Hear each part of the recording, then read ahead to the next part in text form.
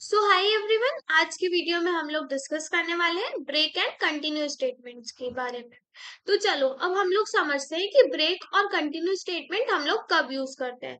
अब देखो, इनको हम लोग लूप्स में यूज करते हैं। ब्रेक एंड कंटिन्यू स्टेटमेंट्स को हम लूप में यूज करते हैं और हम लोग तब यूज करते हैं। अब हम लोग ब्रेक स्टेटमेंट तब यूज करते हैं हमारे लूप में जब हमको लूप को बीच में से ही रोकना होता है। ठीक है, जब हमको लूप को मिडल में से ही हमको एग्जिट करवाना रहता है, उस वक्त हम लोग ब्रेक स्टेटमेंट्स का यूज करते हैं।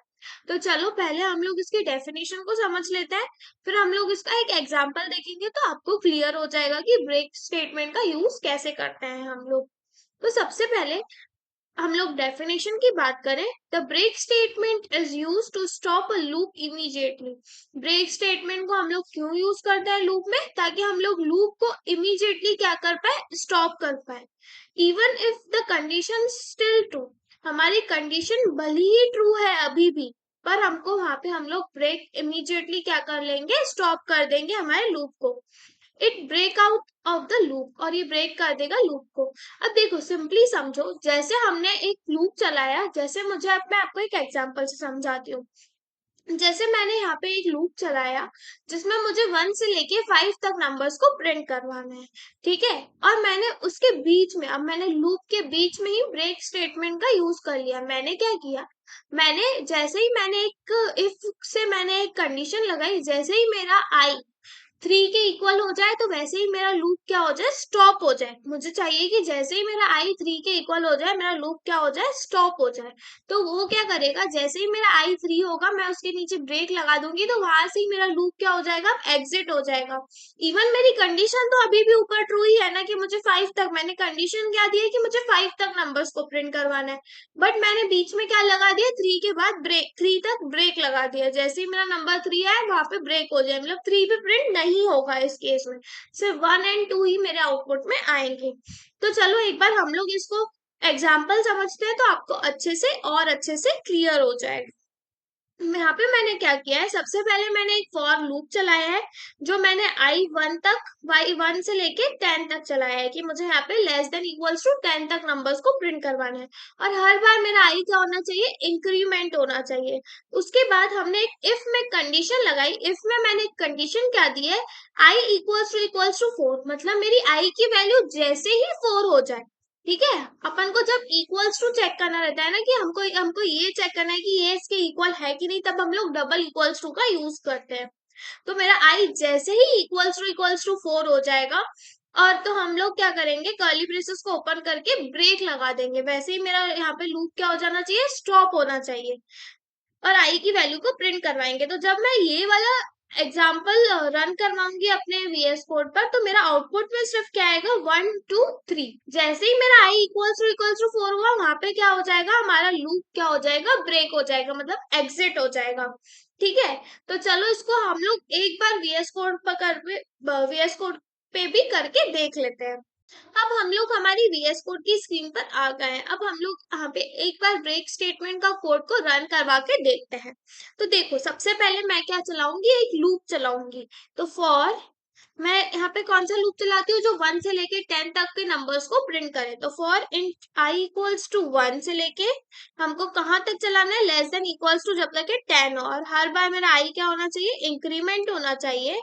उसके बाद यहाँ पे अब मैं यहाँ पे एक कंडीशन चेक करूंगी। मुझे कंडीशन क्या चेक करनी है, कि जैसे ही मेरा आई इक्वल्स टू 4 हो, वहां से ही मेरा लूप क्या हो जाना चाहिए, एग्जिट हो जाना चाहिए। तो यहाँ पे मैं एग्जिट के लिए कौन सी स्टेटमेंट को यूज करूंगी, ब्रेक स्टेटमेंट को।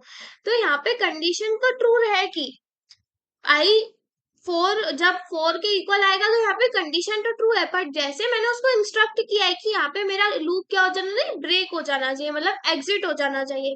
तो ये सब कौन से नंबर्स को, मेरा आउटपुट स्क्रीन पर कौन से नंबर्स दिखेंगे, 1 2 एंड 3 ओनली। तो मैं एक बार ये कोड रन करने के बाद भी मैं आपको यहाँ पे लिख के भी बता देती हूँ कि ये काम कैसे कर रहा है। एक बार हम लोग आई को प्रिंट करवा देते हैं। यहाँ पे सी आउट में मैंने आई को प्रिंट करवा दिया, और एंडल कर देती हूँ ताकि हर लाइन नेक्स्ट लाइन में प्रिंट। एक बार मैंने इस कोड को सेव किया, और जब मैंने इस कोड को रन किया, तो देखो मेरे आउटपुट स्क्रीन पर क्या आउटपुट आ रहा है, 1, 2 एंड 3। जैसे ही मेरा i इक्वल्स टू 4 हुआ होगा, वो लूप क्या हो जाएगा, एग्जिट हो गया होगा। तो चलो इसको अब हम लोग यहाँ पे मैनुअली करके देखते हैं कि आखिर ये चल कैसे रहा है। सबसे पहले मेरे i की वैल्यू 1 थी, इसने अंदर आया, उसने प्रिंट कर दिया। अब सेकेंड टाइम मेरी i की वैल्यू क्या हो गई, इंक्रीमेंट हो गई बाय 1, तो i की वैल्यू अब 2 हो गई। उसने चेक किया लेस देन इक्वल्स टू 10 होता है 2, तो हाँ होता है। उसने फिर से आके i की वैल्यू 2 प्रिंट कर दी। फिर मेरा i की वैल्यू इक्वल्स टू 3 हुई। इसने चेक किया कि क्या मेरा लेस देन इक्वल्स टू 10 है, तो और इक्वल्स टू 4 तो नहीं है, तो ये भी कंडीशन दोनों ट्रू हुई, तो यहाँ पे उसने i की वैल्यू 3 को प्रिंट कर दिया।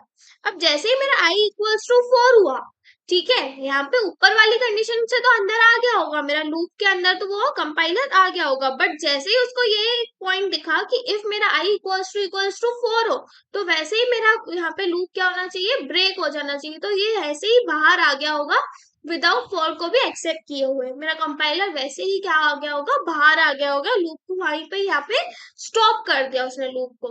तो यही होता है ब्रेक का हम कब यूज करते हैं, जब हमको बीच में से ही लूप को ब्रेक करना है, उस वक्त हम लोग ब्रेक स्टेटमेंट्स का यूज करते हैं।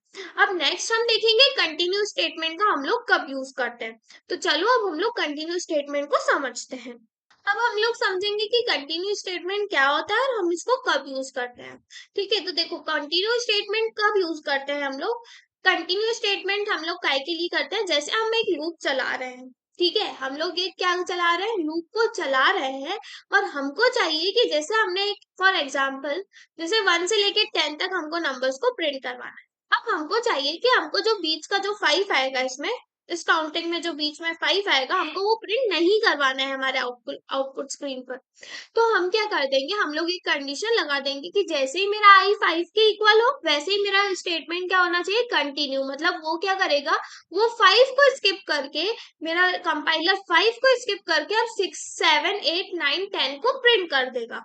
ठीक है, तो मतलब हमको जब लूप बीच में से कोई वैल्यू को स्किप हमको प्रिंट नहीं करवाना है, उस वक्त हम लोग कंटिन्यू स्टेटमेंट्स का यूज करते हैं। तो एक बार हम लोग इसकी डेफिनेशन को समझ लेते हैं। सबसे पहले the continue statement is use to skip the current loop step, ताकि हम लोग कंटिन्यू स्टेटमेंट का हम लोग कब यूज करते हैं, जब हमको करंट लूप का स्टेप स्किप करना रहता है and move to the next iteration, और हमको दूसरे इटरेशन पे जब मूव करना रहता है, उस वक्त हम लोग कंटिन्यू स्टेटमेंट का यूज करते हैं। मतलब इस डेफिनेशन का बोलने का मतलब क्या था, जैसे हम लोग हमारा लूप चलाएंगे और जो हमारी करंट वाली स्टेप चल रही है, जैसे ही मेरा i इक्वल्स टू 5 हुआ होगा, जैसे मैंने आपको पहले एग्जांपल बताया कि हमको फिफ्थ वैल्यू प्रिंट नहीं करवानी है हमारे i की, तो हम क्या करेंगे, फिफ्थ वैल्यू जैसे ही आएगी हम लोग वहां से स्किप कर देंगे और हम लोग सिक्स्थ से वापस वही चलने लग जाएगा। तो एक बार हम लोग इसका एग्जाम्पल भी समझ लेते हैं कि ये काम कैसे करता है। सबसे पहले मैंने एक फॉर लूप चलाया है जो i 1 से लेके 5 तक प्रिंट करेगा और i प्लस प्लस होता जाएगा हर बार। अब मैंने कर्ली ब्रेसेस में इफ मेरा i इक्वल्स टू 3 है, जैसे ही मेरा i इक्वल्स टू क्या हो जाए, 3 हो जाए, वैसे ही यहाँ पे क्या हमने लगा दिया, कंटिन्यू कीवर्ड को लगा दिया। मतलब यहाँ पे स्किप करेगा 3 को और मूव करेगा नेक्स्ट वाले पे नंबर्स पे, और हमने यहाँ पे सी आउट में आई को प्रिंट करवा लिया। तो इसका आउटपुट हमको आउटपुट स्क्रीन पर क्या शो होगा, सबसे पहले 1 प्रिंट होगा, फिर 2 प्रिंट होगा। जैसे हमने 3 को स्किप किया तो यहाँ पे 3 आउटपुट स्क्रीन पर नहीं आया है, उसके बाद 4 प्रिंट होगा और उसके बाद डायरेक्ट 5 प्रिंट हो जाए।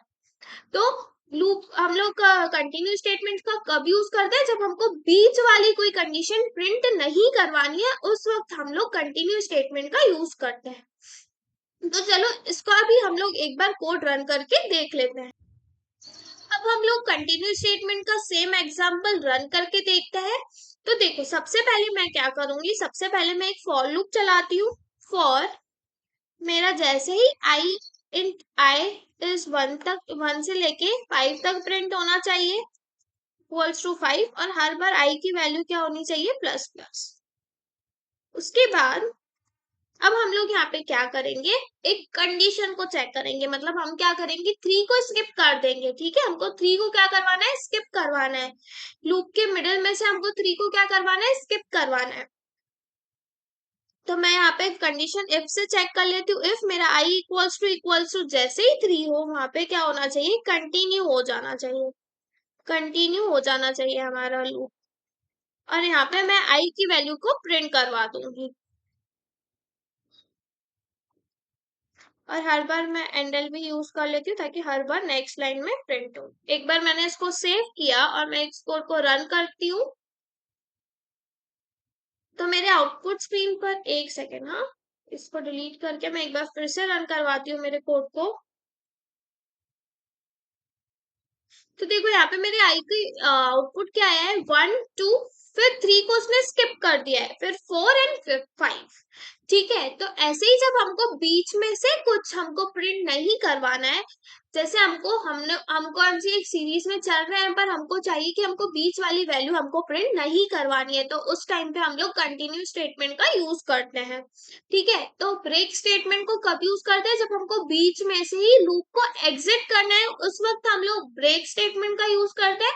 और जब हमको चाहिए रहता है कि बीच का कोई पर्टिकुलर नंबर नहीं प्रिंट करवाना है, तो उस वक्त हम लोग कंटिन्यू स्टेटमेंट का यूज करते हैं। हमको कंटिन्यू स्टेटमेंट का कब यूज करते हैं, जब हमको बीच का एक पर्टिकुलर नंबर, उस लूप का एक पर्टिकुलर नंबर जब प्रिंट नहीं करवाना होता है हमारे आउटपुट स्क्रीन पर, तब हम लोग कंटिन्यू स्टेटमेंट का यूज करते हैं।